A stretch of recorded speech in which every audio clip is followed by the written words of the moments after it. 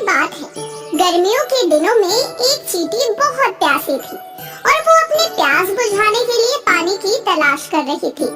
कुछ देर आसपास तलाश करने के बाद वो एक नदी के पास पहुंची।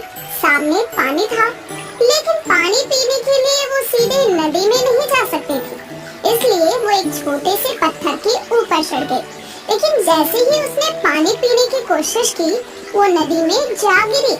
उसी नदी के किनारे एक पेड़ था, जिसकी टहनी पर एक कबूतर बैठा था। उसने चींटी को पानी में गिरते हुए देख लिया। कबूतर को उस चींटी पर तरस आया और उसने चींटी को बचाने की कोशिश की। कबूतर ने तेजी से पेड़ से एक पत्ता तोड़कर नदी में संघर्ष कर रही चींटी के पास फेंक दिया। चींटी उस पत्ते के पास पहुंची और उस पत्ते पर चढ़ गई।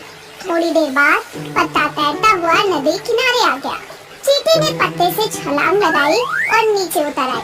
चींटी ने पेड़ की तरफ देखा और कबूतर को उसकी जान बचाने के लिए धन्यवाद किया। इस घटना के कुछ दिनों बाद एक दिन एक शिकारी उस नदी किनारे पहुंचा और उस कबूतर के घोंसले के नजदीक ही उसने जाल बिछा दिया और उसमें दाना डाल दिया और फिर थोड़ी दूर जाकर छुप गया। वो उम्मीद करने लगा कि वो कबूतर को पकड़ लेगा। कबूतर ने जैसे ही जमीन में दाना देखा, उसे खाने के लिए नीचे आया और शिकारी के जाल में फंस गया। वो चींटी वहीं पास में थी और उसने कबूतर को जाल में फंसा हुआ देख लिया। कबूतर उस जाल में से निकलने की बहुत कोशिश कर रहा था, लेकिन वो जाल से निकल नहीं पाया। शिकारी ने कबूतर का जाल उठाया और चलने लगा। तभी चींटी ने कबूतर की जान बचाने की सोची और उसने तेजी से जाकर शिकारी के पैर में जोर से काट लिया। तेज दर्द के कारण शिकारी ने अपने हाथ में पकड़े उस जाल को छोड़ दिया और अपने पैर को सहलाने लगा।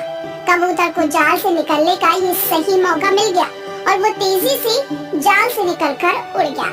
कबूतर ने चींटी की मदद की थी और उसी मदद के फलस्वरूप मुश्किल समय में चींटी ने कबूतर की जान बचाई। इसलिए कभी भी किसी की सहायता करने से पीछे ना हटे।